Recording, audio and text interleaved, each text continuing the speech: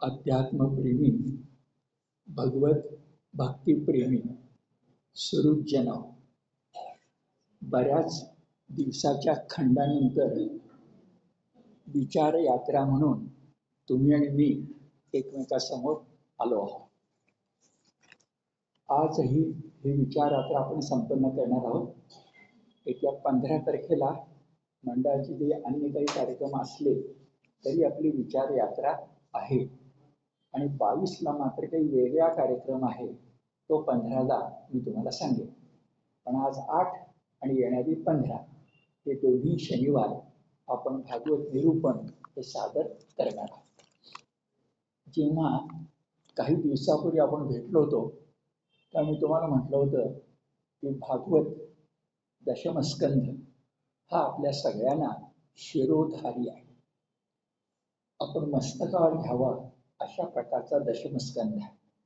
कारण आपला जो पूर्ण पुरुषोत्तम आहे भगवान श्रीकृष्ण, त्याच्या बालपणीच्या लीला मुख्यतः आणि अन्य त्याचे पराक्रम हे दशमस्कंधात आहे. दशमस्कंध म्हणजे भागवत पुराणाचं हृदय आहे. त्यात कोणत्या प्रकारची शंका नाही. पण गेल्या खेपेला त्याच भागवत पुराणातील कात्यायनी व्रत याबद्दल जेव्हा मी बोलत होतो तेव्हा अनेक वेगळ्या गोष्टी मी तुम्हाला सांगितल्या होत्या. गुलाबराव महाराजांसारखी व्यक्ती, ज्ञानेश्वरांची कन्या, त्या वर्तमान काळातला श्रेष्ठ असा ऋषी, तो कात्यायनी व्रताबद्दल काय म्हणतो, काय इशारा देतो, हे सगळं आपण त्यावेळेला बघितलेलं आहे. जर आठवण त्याची नसली तर त्याचा ऑडिओ उपलब्ध आहे. घरी गेल्यानंतर पुन्हा एकदा तुम्ही तो ऐका, कारण त्याला धरूनच आज मी बोलणार आहे. आजचं बोलणं अत्यंत महत्वाचं आहे. त्यातलं काही उरलं तर पुढच्या खेपेला येईल आणि बऱ्याच शनिवार ते चालणार आहे.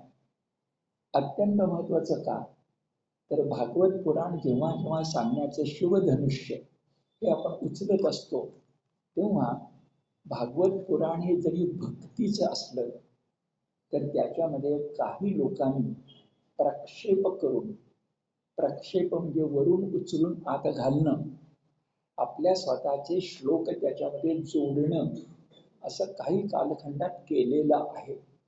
आणि त्यामुळं गेल्या खेपेला आपण शब्द वापरला त्याप्रमाणे आपल्या इतक्या परम पवित्र अशा भागवताला गालबोट लागलेली आहे.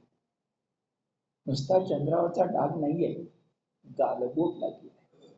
दुष्ट लागू नये म्हणून तीट लावावी अशी तीट नाही आहे, गालबोट लागली. आणि दशमस्कंधातल्या त्या गोष्टी गालबोटासारख्या असल्यामुळं आपल्या हिंदू धर्मावर आणि आपल्या भगवान श्रीकृष्णाच्या चारित्र्यावर जुन्या कालखंडात आणि आज सुद्धा शंका उत्पन्न करणारे लोक उत्पन्न झालेत.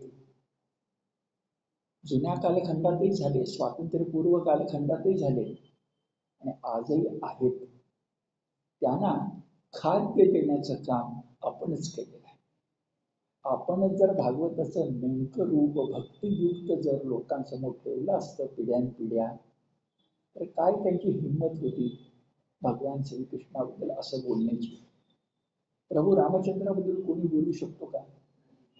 मग प्रभू रामचंद्राबद्दल जर कोणी बोलू शकत नाही तर त्याचाच अवतार असणाऱ्या श्रीकृष्णावर बोलतात कसे? त्याला कारण आपणच आपल्या पायावर धोंडा पाडून घेतला.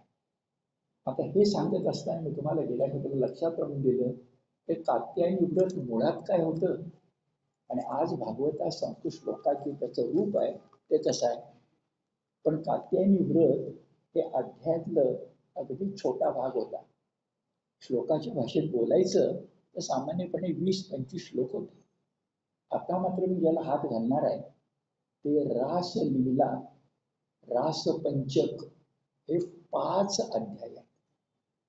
एक अध्याय जर 30-40 श्लोकाचा घेतला तर 5 अध्यायाचे किती श्लोक झाले मला सांगा. आणि त्यात मुळात श्लोक कुठले होते आणि इतरांनी कसे घुसवले हे सगळे रामायण आज तुम्हाला मी सांगणार.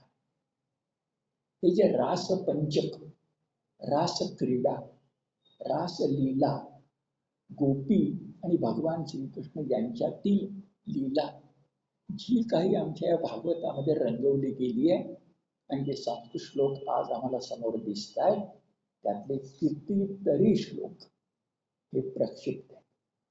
सूत्र सांगायचं तर यथा व्रज गोपिकानाम असं जेव्हा नारद मुनी म्हणाले, सर्वश्रेष्ठ भक्ती कुणाची? यथा व्रज गोपिकानाम, व्रजभूमी म्हणजे मथुरा, आपलं वृंदावन, गोकुळ, व्रजभूमी, तिथल्या गोपी, त्यांची भक्ती कशी? पण त्यांची भक्ती अशरीरिणी होती, वात्सल्य भक्ती होती. ते मुळात श्लोक या ठिकाणी उपस्थित आहेत, तेच मी तुम्हाला सांगणार आहे. पण या वात्सल्याला शृंगाराचं रूप जर तुम्ही दिलं असेल तर मुळामध्ये मधुरा भक्तीचे दोन भाग आहेत. मधुरा भक्ती मी दाखवून देतो पुढे. निंबार्क आचार्य, 5 आचार्यातले एक आचार्य निंबार्क, त्यांनी मधुरा भक्ती सांगितली. मधुर, मधुरा या भक्ती ती त्यांनी सांगितल्याचे दोन भाग आहेत, एक वात्सल्य आणि शृंगार. यथा व्रजगोपिकांना म्हणताना गोपींच्या मनात कृष्णाबद्दल वात्सल्यच आहे. कारण कृष्ण 9 वर्षाचा आहे आणि त्या गोपी 19 वर्षापेक्षा मोठ्या आहेत, किमान 19. अशा ज्या गोपी आहेत त्यांच्या मनामध्ये कृष्णाबद्दल वात्सल्यच असू शकते. पुढे काय काय घडलं नंतर बोलतो, म्हणजे पुनरुक्ती व्हायला नको. पण नारद मुनींसारखा जेव्हा देवर्षी यथा व्रजगोपिकांना म्हणून कौतुक करतो, त्या गोपी कोण? त्या गोपी भावात काय आहे? गोपी भाव मधुरा भक्ती म्हणजे वात्सल्याचे का शंकराचे हा प्रश्न आपल्याला येणार. पण इकडे जाण्यापूर्वी तुम्ही जेव्हा भागवत अनेकांचा ऐकता तेव्हा भागवतामध्ये खास उल्लेख केला जातो आणि तुम्ही मान्य करून पुढे जातो. तो असा की रामायण, महाभारत आणि भागवत हे 3 संस्कृत ग्रंथ घेतले. रामायण, महाभारत आणि भागवत हे 3 संस्कृत ग्रंथ घेतले तर संस्कृत भाषा म्हणून, काव्य म्हणून त्यांच्यामध्ये चढती वाजणी आहे. जे रामायणामधलं संस्कृत भाषेतलं काव्य समजा 40% असेल, रामायणामध्ये ते 60% झाले आणि भागवतामध्ये ते 100% झाले. काव्य म्हणून, रसयुक्त म्हणून हे मान्य आहे. एक मुद्दा. दुसरा मुद्दा असा की संबंध आपण जर भागवत पुराण घेतलं तर त्याच्यामध्ये दशमस्कंध हा रसाळ आहे, कारण भगवंताच्या बाळलीला त्याच्यामध्ये आहे. आणि त्या रसाळ अशा दशमस्कंदामध्ये अधिक रसाळ काय आहे? मुळामध्ये सुद्धा वात्सल्य असताना काय आहे तर रासपंचक, जे रासलीलेचे 5 अध्याय आहेत. कोणत्या दृष्ट्या? काव्य दृष्ट्या. मी भक्तीबद्दल आता बोलत नाहीये, काव्य दृष्ट्या. काव्य, रस, भावना, शब्द लालित्य, गेयता या वेगळ्या गोष्टी आहेत. या दृष्टिकोनातून भागवत दशमस्कंधात जितके अध्याय आहेत, भरपूर अध्याय आहेत, त्यातले रासपंचकाचे 5 अध्याय काव्यदृष्ट्या अप्रतिम आहेत. त्यात माझ्या मनात तर अजिबात शंका नाही. आणि मी स्वतः आयुष्यात मराठी आणि संस्कृत या 2 विषयाचा प्राध्यापक म्हणून काम केले 40 वर्षी. तर माझ्या मनात तर अजिबात शंका नाही. मग मी प्रथम आदर व्यक्त करतो की काव्य या दृष्टिकोनातून ते अप्रतिम आहे. आता हे किती अप्रतिम आहे? आपल्याकडे एक सांगण्याची पद्धत आहे. आपल्याकडे असं म्हणतात की मुळामध्ये संस्कृत काव्यात, आता नाटक जे असतं ना संस्कृत मधलं त्याला काव्यच म्हणतात, नाटकाला सुद्धा काव्यच म्हणतात. तर सगळ्या संस्कृत काव्यामध्ये नाटकासह सगळ्यात चांगलं काय तर कालिदासाचं शाकुंतल नाटक. आपण शाकुंतल म्हणतो, मुळात ते अभिज्ञान शाकुंतलम आहे. अभिज्ञान म्हणजे ओळख आणि शाकुंतल म्हणजे शकुंतलेचा मुलगा भरत. या भरताची, शकुंतलेच्या मुलाची दुष्यंताला अभिज्ञान म्हणजे ओळख झाली असं तुमचं नाव आहे. म्हणजे छान कथा आहे, पण आपण मराठीत त्याला फक्त शाकुंतल म्हणतो. आता शाकुंतल हे काव्यदृष्ट्या श्रेष्ठ आहे, मग असं आपल्याकडे म्हणतात संबंध संस्कृत काव्य श्रेष्ठ काय शाकुंतल. या नाटकाचे अनेक अध्याय अनेक अंक आहेत. जुन्या काळामध्ये 3 अंकी 4 अंकी 5 अंकी नाटकं असत. आता अलीकडं बालगंधर्वमध्ये 2 अंकीच नाटकं असतात. आपल्याला माहिती आहे आत्ता जुन्या काळामध्ये भरपूर असत. तर शाकुंतल नाटकात अधिक अंक आहेत. तर सगळ्यात चांगलं काय शाकुंतल. शाकुंतलातल्या अंकांच्या मध्ये चांगलं काय 4था अंक. आणि त्या 4थ्या अंकामध्ये चांगलं काय 4था श्लोक. कसा आहे बघा. संस्कृत काव्य श्रेष्ठ, शाकुंतल श्रेष्ठ, 4था अंक श्रेष्ठ आणि त्याच्यातला 4 श्लोक किंवा 4था श्लोक श्रेष्ठ. आणि तो काय आहे बरं. अर्थो ही कन्या परकीय एव. कण्व ऋषी एक ऋषी आहे. शकुंतला ही जी त्या ठिकाणी आहे ती त्यांची मानस कन्या आहे, औरस कन्या नाही आहे. पण तिची जेव्हा सासरी पाठवणी करायची तेव्हा मानस पिता असणारा कण्व म्हणतोय अर्थो ही कन्या परकीय एव. शेवटी मुलगी ही परक्याचं धन असते. माधव जुलीन यांची जर अप्रतिम मराठी कविता आहे. पण शाकुंतलमध्ये अर्थो ही कन्या, अर्थ पैसा, अर्थो ही कन्या परकीय एव. कन्या कोण आहे परक्याचं धन आहे. आणि आपल्या भारतीय संस्कृतीत मान्यच आहे. कारण हे मान्य केल्याशिवाय संसार उभे राहणार नाही. हे मान्य केल्याशिवाय कुटुंब व्यवस्था राहणार नाही. आणि कुटुंब व्यवस्था राहिली नाही तर भारतीय संस्कृती राहणार नाही. आज तो धोका आहे ना. आज काय चाललंय आपल्याकडे. विवाह विधीच नको. दोघांनी एकत्र फक्त राहायचं रिलेशनशिप. कुटुंब व्यवस्था ज्या क्षणी आपली मोडू लागली आहे त्यावेळेला भारतीय संस्कृती संपली.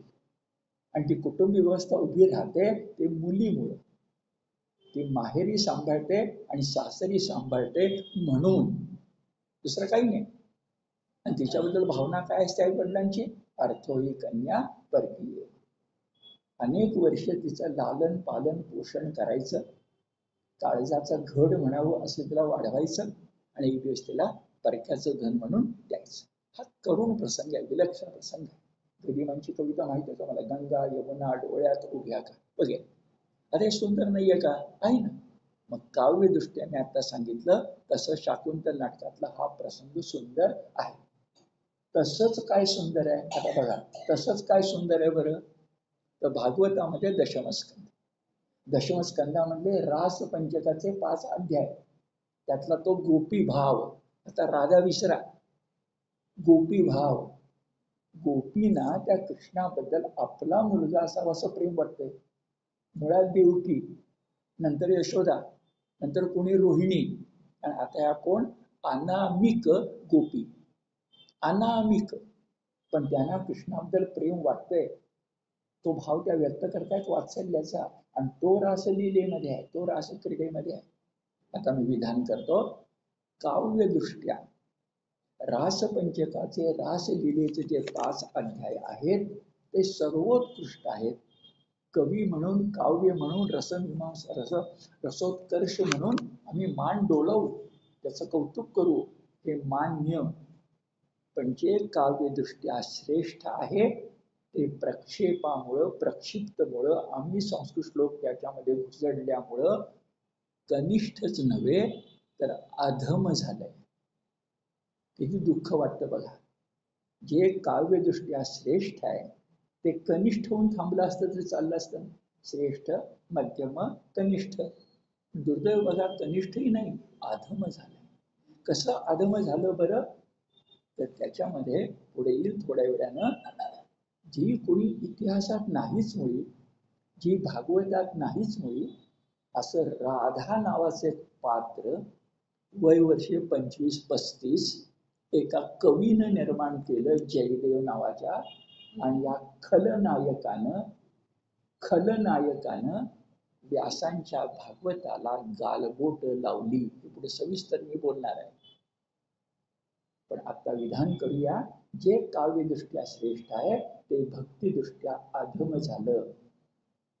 हे जे काही राधेचं पात्र निर्माण केलं त्यानं व्यभिचार शृंगाराला प्रतिष्ठा मिळवून दिली. व्यभिचाराला प्रतिष्ठा मिळवून दिली. सखी भावाचं अत्यंत विकृत रूप सादर केलं.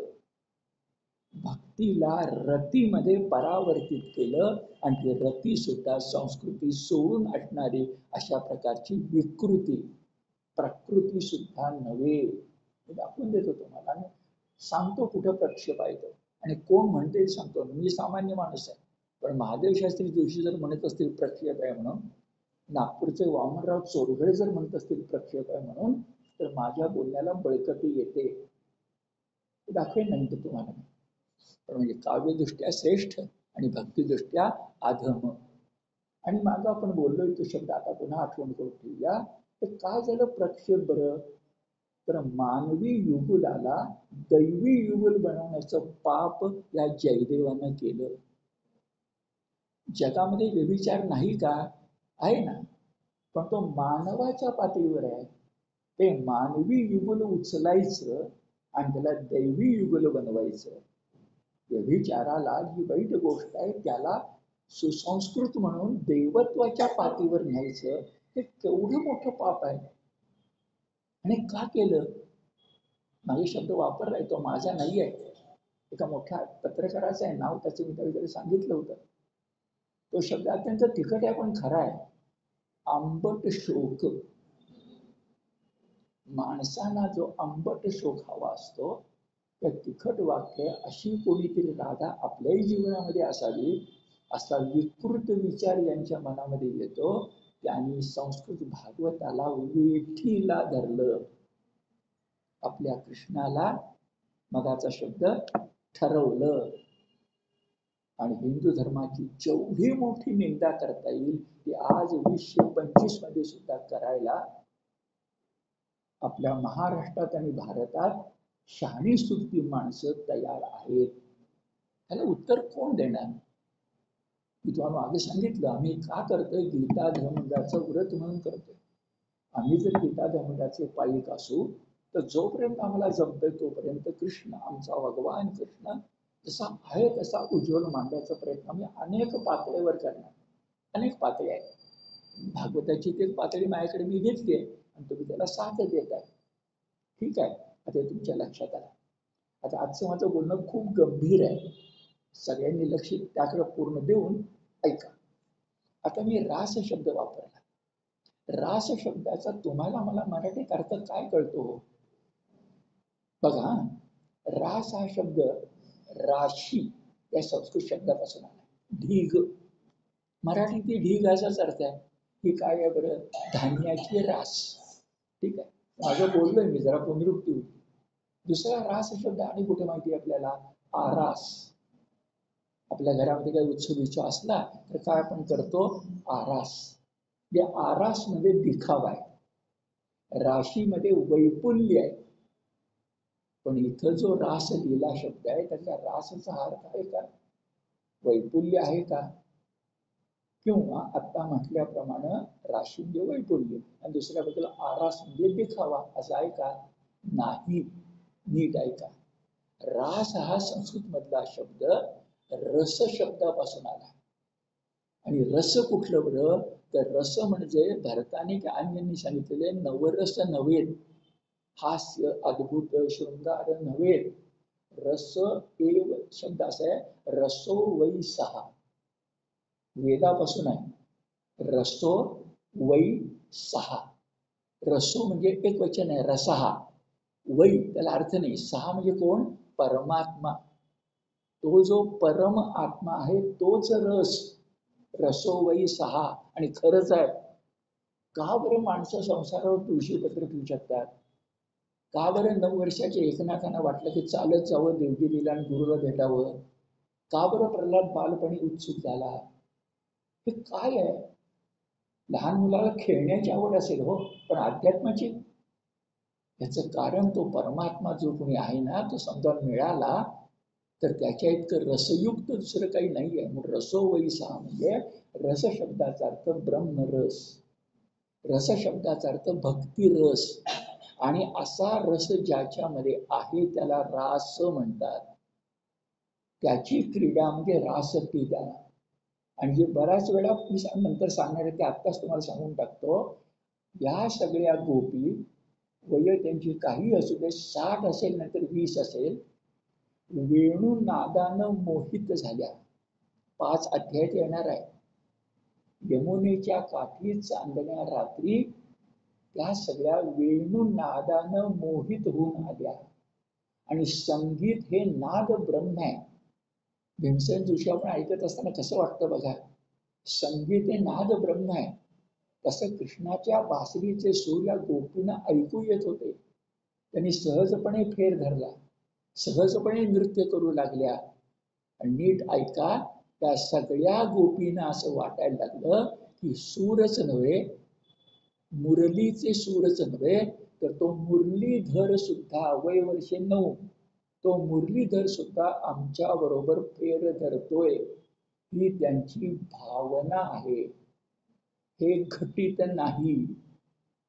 50 गोपी आणि 50 कृष्ण असं नाही. ही मानस पूजा आहे. हा त्यांना होणारा भास पण चांगल्या अर्थानं आहे. आता जे पुढे सांगायचे ते सांगतो, म्हणजे लिंक बरोबर लागेल. तुमच्या मनात प्रश्न येईल, असं कुठे होतं का हो? अशी भावना निर्माण होऊ शकते का? मी एका मोठ्या व्यक्तीचं नाव तुम्हाला सांगतो, ते म्हणजे संत श्री ज्ञानदेव. ज्ञानदेव त्यांच्या अभंगामध्ये म्हणतायत, मी आरशामध्ये बघायला लागलो तर मी ज्ञानेश्वर नावाचा, ज्ञानेश्वर विठ्ठल कुलकर्णी नावाचा माणूस आरशामध्ये न दिसता मी बघतोय, पण आरशामध्ये मला विठ्ठल दिसतो. दर्पणी पाहता रूप न दिसे आपुले, बाप रखमा देवी वरू विठ्ठले मज ऐसे केले. ज्ञानेश्वर हरवला आणि भगवान श्रीकृष्ण मला आरशात दिसतोय, हे कोण सांगते? ज्ञानेश्वर सांगताय. तर कशात सांगताय? अभंगात सांगताय. अभंगा इतकं उत्कट आणि ज्ञानेश्वरांच्या इतकं खरं बोलणारा दुसरा कोणी नाही. आमच्या सुप्रीम कोर्ट आहे ते, आम्हाला शंका नाही. हे ज्ञानेश्वर सांगतायत ना, आहे. पण यावरही काही माणसं नाही विश्वास ठेवणार. त्यांनी दुसरं उदाहरण सांगा. ऐतिहासिक आहे मीराबाई. मीराबाई वर्षानं 8-9 वर्षाच्या असताना गोष्टीमध्ये तिला कोणतं सांगितलं, हा कृष्णच तुझा नवरा. मग ती मोठी झाली, नवरा वेगळा झाला, पण ती कृष्णाला बरोबर मूर्ती घेऊन गेली आणि नवऱ्यालाही ती सांगते, तू माझा नवरा आहेस बरोबर आहे, पण हा कृष्णही माझा नवरा आहे. आणि तिचं बोलणं इतकं प्रामाणिक आहे की तो नवरा राजा आहे राजपुतानातला, पण त्यानं आपल्या बायकोला विरोध केलेला नाही. कारण त्याला कळतंय, नीट ऐका, हिचं नवरा म्हणणं कृष्णाला अशरीरिणी आहे. हे नवऱ्याला कळलं, नवऱ्यानं अडवलं नाही. राजस्थानच्या मोठ्या, कोणी म्हणतात चित्तोड किंवा अन्य कोणी मोठ्या एका घराण्यातली एक कुलस्त्री भगवी वस्त्र धारण करून साधू संतांच्या मेळ्यातून राजपुतान्यातून वृंदावनात जाती आहे वर्षातनं 2दा, आणि त्याला तिचा नवरा अडवत नाहीये. अशरीरिणी मानसपूजा शक्य आहे. मीराबाई त्याचं चित्त जागत ऐतिहासिक उदाहरण आहे. त्या मीराबाईला वारकरी संप्रदायानं आपलं मानलंय. खरं मीराबाईचं ना आपला, आता जर विषयांतर करतो, वारकरी संप्रदायाचा काही संबंधच नाही. पण मीराबाईचे गुरु जे आहेत ना रोहिदास, ते वारकरी आहेत. मग वारकऱ्याची शिष्या म्हणून मीराबाई आपली.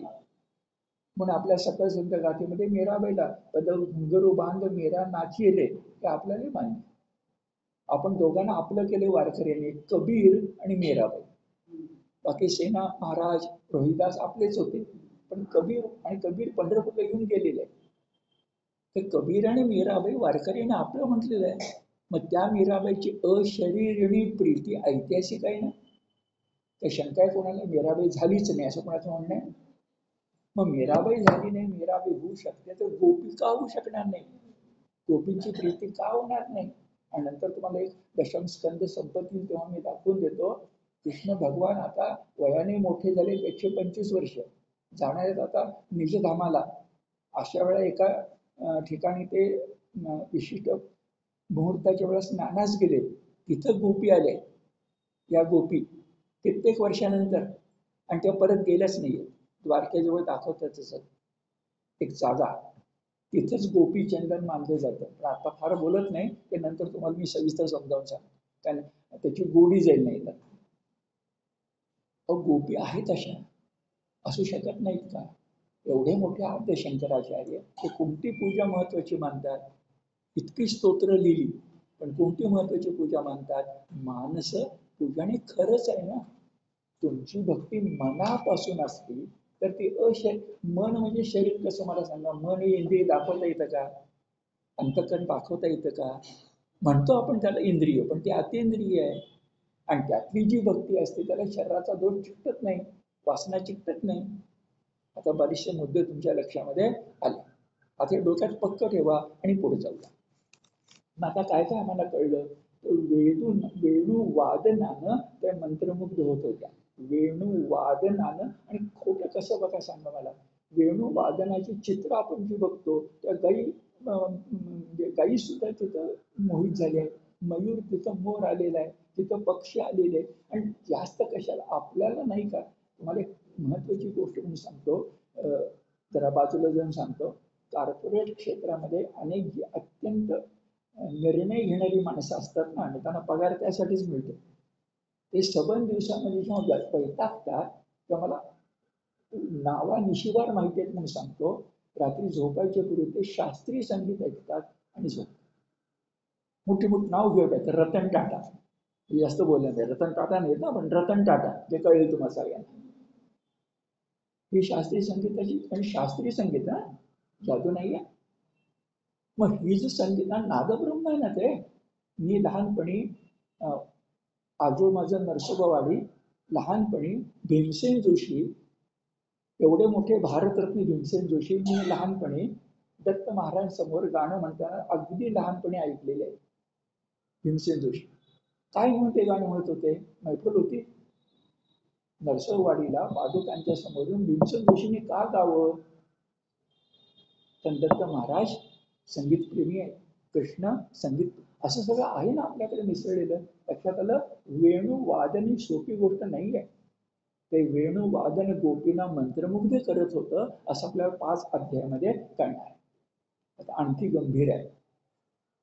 मग हे प्रक्षिप्त कधी झालं आणि कसं झालं, हे काय काय आंबट शोक वगैरे मी सांगितलं तुम्हाला. पण आता इसवी सन बोलूया. हे एक आक्रमण झालेलं आहे. म्हणजे जसं यवनांचं, मुसलमानांचं, मोगलांचं आक्रमण, ब्रिटिशांचं आक्रमण, तसं मी म्हणतोय सांस्कृतिक आक्रमण झालंय. आणि किती दिवस झाले माहितीये तुम्हाला? 3000 वर्ष. मी तुम्हाला सणवार सांगतो. भगवद्गीतेचा जन्म व्यासाने शब्दबद्ध केली किती? इसवी सन पूर्व 1931. मार्गशी शुद्ध एकादशी 1 डिसेंबरला आहे गीता जयंती. आता 31 आकडा सोडून द्या, 1900, इसवी सन पूर्व 1900. आता 1900 हे पुढे गेले ना, अलीकडे असले की त्याचे आकडे कमी होत जातात. म्हणजे 2000 म्हणायचं नाही, 2000 पलीकडे गेलं ना, अलीकडे म्हणजे 1800. म्हणजे इसवी सन 1800ला जर भगवद्गीता महाभारत 1900 मध्ये असेल, तर भागवत कधी आलं? इसवी सन 1800. फक्त का बघा, 100 वर्ष नसतील, 2-4 वर्ष असतील. कारण व्यासांना महाभारत लिहून सुद्धा समाधान मिळालं नाही, तेव्हा नारद मुनीच्या सांगण्यानुसार त्यांनी भागवत लिहिलं ना. महाभारतात धर्म सांगितला, तत्वज्ञान सांगितलं, गीता सांगितली, पण मनाला समाधान मिळेना. मग भक्ती कर, मग भागवत आलं. कधी? इसवी सन पूर्व 1800. इथे 1800 वर्षाला राहा. आणि हा जो जयदेव आहे ना, खलनायक, त्याचा काळ कुठला आहे? इसवी सनोत्तर 1190. इसवी सनोत्तर, सगळं सांगतो सविस्तर मी. इसवी सनोत्तर 1190 म्हणजे 1200 धरूया. इसवी सन पूर्व 1800 आणि इसवी सनोत्तर 1200, हे 3000 झाले की नाही? आमच्या कृष्णाला बदनाम करायचं काम 3000 वर्ष झालेलं आहे. 1800 काय झालं माहिती नाही, 1200 काय झालं माहिती नाही, पण आम्हाला जेव्हा 2025 मध्ये कळतंय तेव्हा 3000 वर्षाचं आक्रमणच कळतं. बर, आता पुन्हा मी मराठी संस्कृतचा प्राध्यापक आहे, मग मला आदर व्यक्त केलाच पाहिजे आणि मनापासून केला पाहिजे.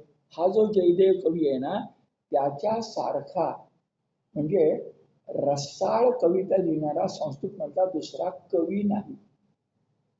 त्याचं काव्य म्हणजे खरंच कृष्णाचं वेणू वादन वाटावं इतकं गोड आहे.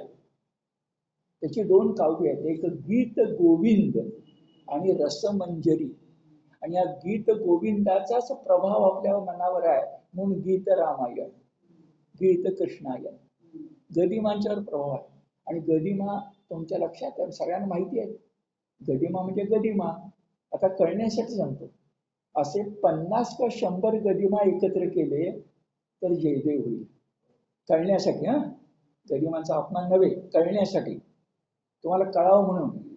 इतकं गोड, त्यात पदलालित्य आहे, त्यात अप्रतिम शब्द आहे, त्याच्यामध्ये लय आहे, त्याच्यामध्ये अंतस्वर आहे, त्याच्यामध्ये म्हटलं तर भक्ती आहे, खोटी आहे ती पण म्हटलं तर भक्ती आहे.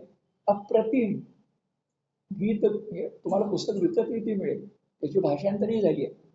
संस्कृत गीत गोविंद वाचायचं, त्याला कठीण होतं संस्कृत, पण वाचायचा प्रयत्न करा, त्याला पाठ करायचा प्रयत्न करा, मग म्हणून बघा की त्याची गोडी कानाला आपल्याला कळते. अप्रतिम काव्य, काव्यदृष्ट्या अप्रतिम. कोण? गीत गोविंदकार जैन. आणि त्याने ग्रंथ काय लिहिला? ग्रंथ लिहिला रसमंजिरी, हे शृंगाराचं काव्य आहे. आणि त्याचे जे समकालीन दोन होते शृंगार लिहिणारे, ते लक्षामध्ये घ्या की गीत गोविंद आपला जयदेव हा शृंगार प्रधान का तुमच्या लक्षात. कोण होते बरोबर बरं? तर पहिला राजा भर्तृहरी. हा राजा भर्तृहरी नंतर बदललाय आणि त्यानं वैराग्य शतक, नीती शतक लिहिलेलं आहे. पण आधी त्यानं शृंगार शतक लिहिलेलं आहे. त्यानं परंपरा होती त्याच्या आधीची, हालाची, ज्याला आपण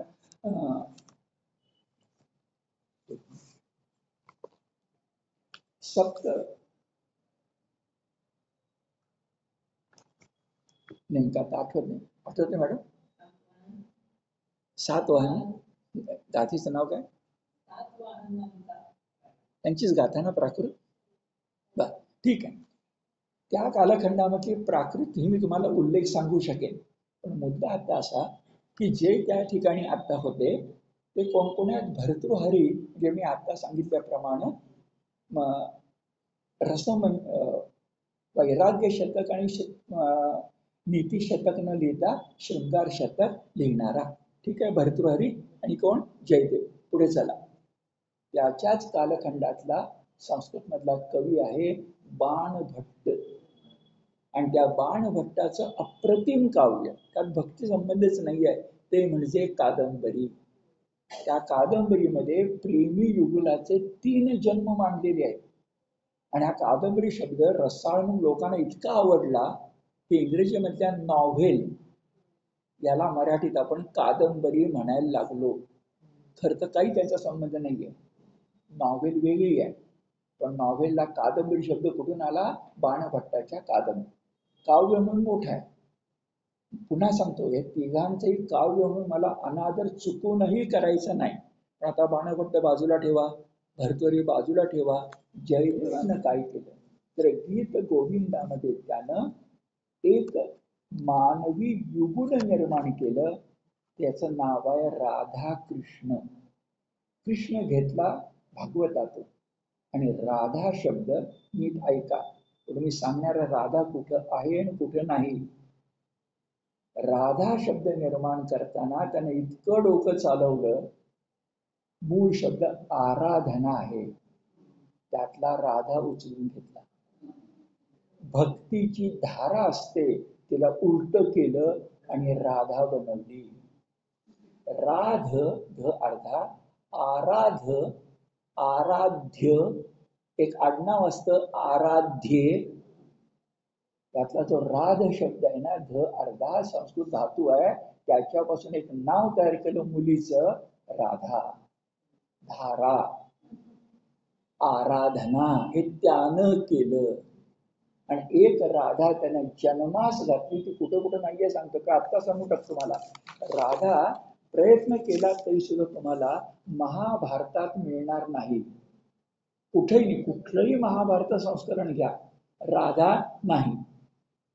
भागवताचं कुठलंही संस्करण घ्या, त्याच्यामध्ये भागवत नव्हे, गीतेचं कुठलंही संस्करण घ्या, महाभारत झालं गीता, गीतेमध्ये कुठेही राधा नाही. नाही याचा तुम्हाला एक पुरावा सांगतो. समजा आपल्या भगवान श्रीकृष्णाला किंवा व्यासांना ही राधा माहिती असती, तर त्या राधेचा उल्लेख करण्याला एक जागा होती, तो म्हणजे विभूती योग. कृष्णाला जागा होती, व्यासांना जागा होती, पण महाभारतात राधा नाही, गीतेतही नाही. नाहीतर वृष्णीनाम वासुदेवोस्मी पांडवानाम धनंजया, तसं भक्तानाम राधाहम असं म्हणता आलं असतं की नाही. जागा होती, बरं काय खटकलं नसतं. का कृष्णाने म्हटलं नाही, का गीतेमध्ये राधा नाही, का महाभारतामध्ये राधा नाही? कारण ती जयदेवाने निर्माण, ती व्यासाने निर्माण केलेली नाही. तर ऐका, महाभारतात गोपी नाही, गीतेमध्ये महाभारतात राधा नाही, गीतेमध्ये राधा नाही. आता पुढे सांगतो, भागवत दशमस्कंधासकट रास पंचकाच्या रास अध्यायामध्ये कुठंही गोपींचं नाव आहे, अनामिक नाव आहे.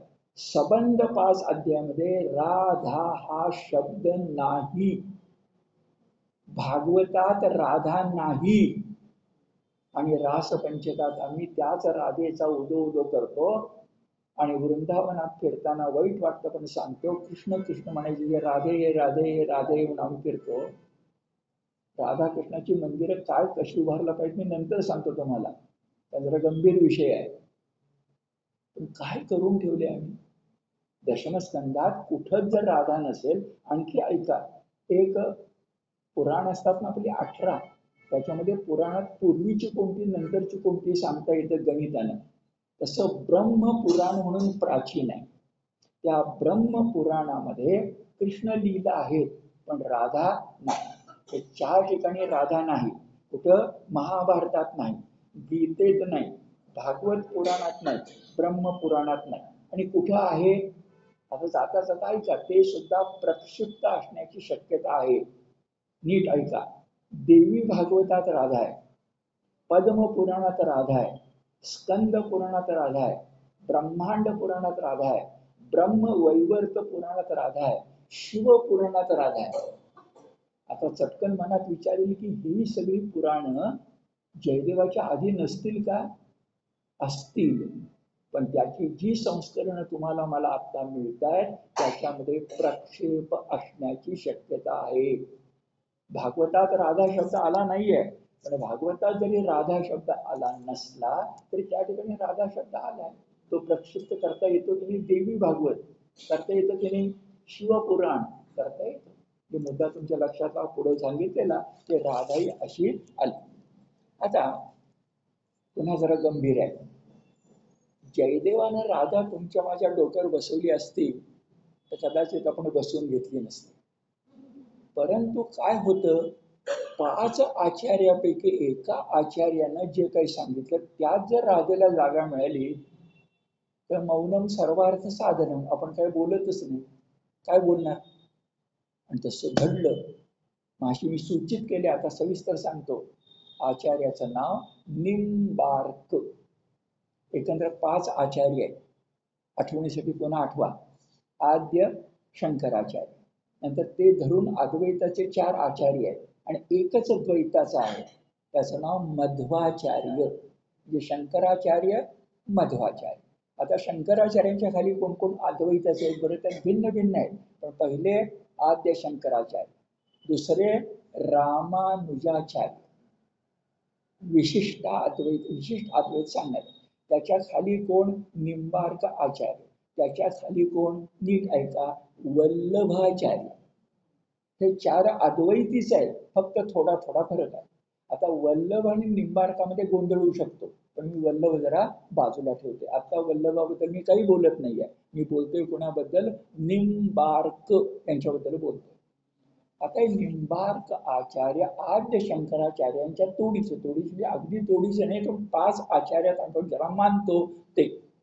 त्यांनी काय म्हटलं तर ह्या निंबार्क आचार्यांचं म्हणणं काय आहे बघा, की परब्रह्म म्हणजे दुसरा कोणी परब्रह्म नाही, तर गोकुळामध्ये वाढलेला बालकृष्ण हाच परब्रह्म.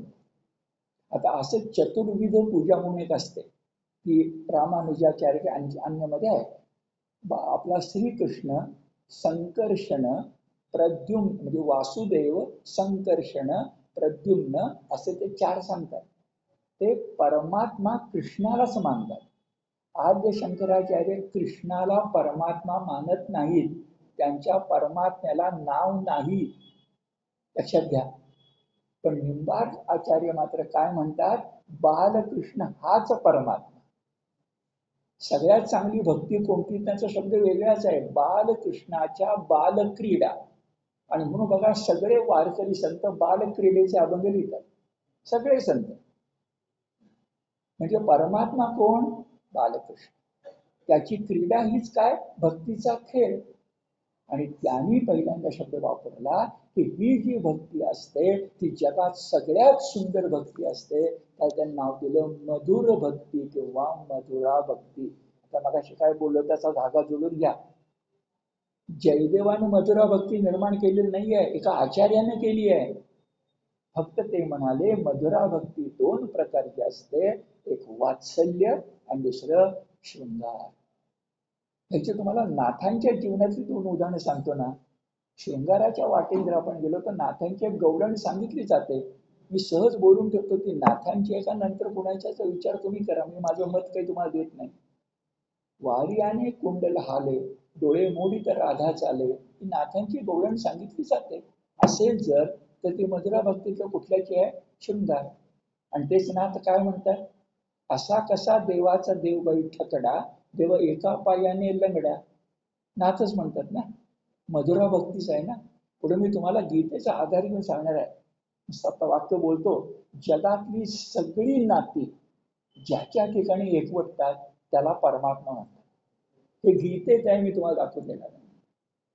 मी ध्यानात येतंय, मधुरा भक्ती ही सर्वोच्च आहे व ती मेराबाईची आहे. ती आपल्या आता म्हटल्याप्रमाणे गुलाबराव महाराजांची आहे, ती आमच्या संतांच्या गवळणीत आहे. पण ती वात्सल्याच्या अंगानं आहे का शृंगाराच्या अंगानं आहे, एकदा ठरवलं पाहिजे ना. त्याच्यात प्रक्षेप आहे का नाही. तुकारामांच्या अभंगात किती प्रक्षेप आहेत, किती लोकांनी तुकारामांचे अभंग तुकारामांचे म्हणून नंतर रचले, अनेक आहेत. हे ध्यानामध्ये घ्या. मग आता काय केलं जयदेवानं, निंबार्क आणि त्यांचा काळ बरोबर जुळतो. निंबार्क आचार्यांचा काळ आणि जयदेवांचा काळ एकच आहे. तर घडलं काय बघा, एका कवीला तत्वचिंतक आचार्याचं पाठबळ मिळालं. वाक्य नेमकं समजून घ्या. कवी म्हणजे ज्ञानी, पण कवीला लोक एवढा मान देणार नाहीत जेवढा मान तत्वज्ञ माणसाला देतात. आणि तो तत्वज्ञ कोण, निंबार्क. त्या निंबार्काने मधुरा भक्ती म्हटलं आणि मग त्याच्यामधून आपल्याकडे घडलं. आता काही वाक्य नुसती वाचतो पुढे जातो. आणि मग गोपींच्या मध्ये जयदेवाने एक राधा निर्माण केली. विवाह बाह्य शृंगाराला प्रतिष्ठा दिली. आंबट शौकीनांची सोय केली. निंबार्कांच्या अशरीरिणी भक्तीला शरीरिणी बनवली. अशरीरिणी भक्तीचं उदाहरण कोणतं, मीराबाई. मगाशी मी सांगितलं, दर्पणी पाहता रूप न दिसे आपुले, हेही तुम्हाला सांगून झालं. आणि पुढे ऐका, मागे मी थोडं बोललो होतो, त्या जयदेवानंतर आमच्या संत कवींच्या गवळणीमध्ये काही गोष्टी प्रक्षिप्त असू शकतील. पण प्रक्षिप्त नसताना आपण हून जर कोणी काही पाप केलं असेल, पाप शब्दाला तिखट झाला, अपराध केला असेल, अडचण निर्माण केली असेल, तर जाणीवपूर्वक मराठी संस्कृतचा प्राध्यापक असूनही मी तुम्हाला सांगतो, आमच्या पंडित कवींनी जी भागवती प्रकरण म्हणून लिहिली त्यात राधेला स्थान दिलं. पंडित तुम्हाला माहिती आहेत, मोठे आहेत, मोरोपंत आहेत, वामन पंडित आहेत, त्यांचं काव्य अप्रतिम आहे. पण जेव्हा त्यांनी भागवती प्रकरण म्हणजे भागवतातला काहीतरी घ्यायचं आणि प्रकरण घ्यायचं, तेव्हा त्यांनी पाप म्हणत नाही, अपराध म्हणत नाही, गुन्हा म्हणत नाही, पण अडचण म्हणतो. त्यांच्याबद्दल पूर्ण आदर माझ्या मनात आहे. मी त्यांना गुन्हेगाराच्या पिंजऱ्यात उभं करत नाहीये. पण त्यांनी जी आमची अडचण केली, पुढे नीट ऐका, ती अडचण कळसाला पोचली असाच इतिहास आपल्याकडे झाला. तो म्हणजे श्रीम मात्यांच्या भाषेत बोलायचं म्हणजे संत, त्याच्यानंतर पंत म्हणजे पंडित, आणि पंडितानंतर आले तंत म्हणजे शाहीर. या शाहिरांना राधा पुरवण्याचं काम पंडितांनी केलं. हे सगळे शाहीर जे होते ते पंडितांवर एका अर्थानं अवलंबून होते. ते त्यांच्या इतके पंडित नव्हते. त्यांना जे काही दिलं गेलं ते त्यांनी मांडलं आणि ते मांडता मांडता आधी बोलत नाही इतकं विकृत झालं की ज्याला आज आम्ही लोकनाट्य म्हणतोय, ज्याला तमाशा शब्द होता, त्याचे दोन भाग असतात. व हा नंतर येतो, जो पूर्वीचा भाग असतो त्यात काय कृष्ण दाखवला गेला, काय त्या ठिकाणी मावशी रंगवली गेली, काय त्या ठिकाणी मांडलं गेलं आणि कृष्णाचं किती रूप बदललं याचा विचार करा. हे सगळं कुठून आलंय? जयदेव, पंडित कवी आणि आमचे शाहीर. आता सगळं म्हणणं तुमच्या समोर मांडून झालं. आणखी थोडं सांगतो आणि मग आज आपण थांबूया. 5-10 मिनिटं घेतो कारण मुळात 5:15ला सुरुवात झाली. आता मी तुम्हाला सांगितलं की ही जी काही राधा निर्माण झाली ती कुठं आहे आणि कुठं नाही. पुढे मी तुम्हाला असं म्हटलं की जगातली सगळ्यात जिव्हाळ्याची नाती जर कुठली असली, कारण एक लक्षात ठेवा, शृंगार पती पत्नीतला आणि वात्सल्य माय लेकरातलं, ह्या दोन भावना आहेत हो. पण एवढ्याच आहेत का? हास्यही सुद्धा एक भावना आहे ना, बिभत्सही सुद्धा एक भावना आहे ना. बघा, जगातल्या जेवढ्या सगळ्या भावना आहेत त्या एका परमेश्वराच्या ठिकाणी एकवटल्या तर भक्तिरस निर्माण होतो, असं एकनाथांचं म्हणणं आहे. आता मी तुम्हाला गीतेतले शब्द दाखवतो की भगवंताच्या ठाई सगळ्या भावना एकवटतात कशा. भिन्न भिन्न अध्याय ते आले म्हणून मला कौतुक वाटतं. अध्याय क्रमांक 9 त्याच्यामध्ये 17वा अध्याय आलाय. आपल्याला बऱ्याच जणांना गीता माहिती आहे. तर 9वा अध्याय 17वा श्लोक आठवतो बघा. पिता हमस्य जगतो माता धाता पितामह. किती नाती झाली? पिता हमस्य जगतो, अहम अस्य जगतस्य पिता.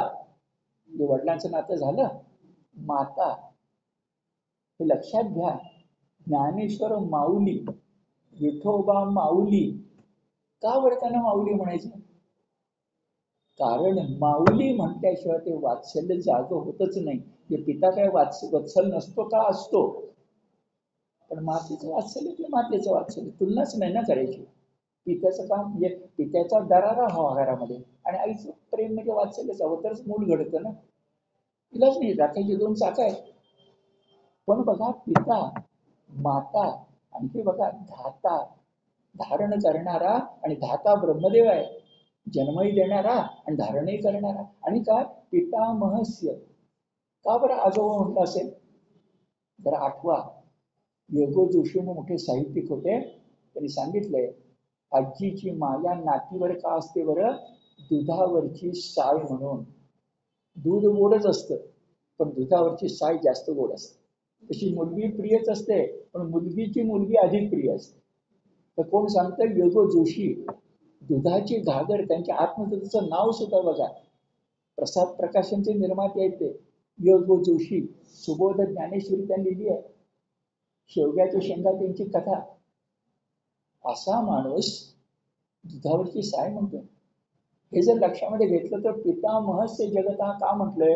आजोबांचं प्रेम आहे, आजोबांचं. नाती लक्षात आली. 9वा अध्याय 17वा श्लोक. 18वा श्लोक बघा. गती गतीर भरता प्रभू साक्षी निवासा शरणम सुरुत. मला वाटतं जगाचं कुठं नातं उरतच नाही.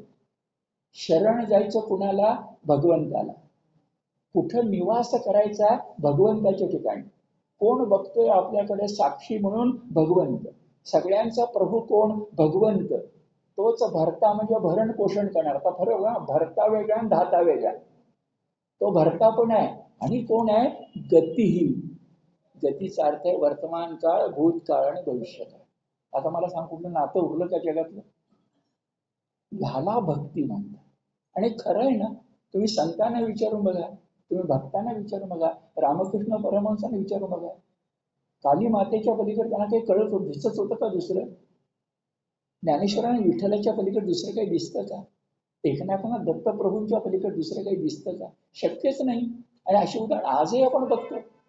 त्यांनी प्रपंचात तुळशीपत्र दिले एका अर्थानं, आणि त्यासाठी एकच आहे भगवंत. आणि खोटं नसतं त्या माणसाचं. त्यांच्या जवळ जाऊन तुम्ही बघा, खरंच त्यांना सगळी नाती एकत्र दिसतात. आणि कृष्ण असा आहे, खरंच तो पूर्ण पुरुष आहे, त्या ठिकाणी सगळी नाती एकवटतात. मग वात्सल्य नाते एकवट असताना तिथं न थांबता तुम्ही शृंगाराची मातब्बरी कशासाठी आम्हाला सांगता? आम्हाला शृंगारी मान्य आहे ना, पण त्या शृंगाराच्या माथा शांत रस पाय ठेवी असं आमच्या माऊलीने सांगितलेलं आहे.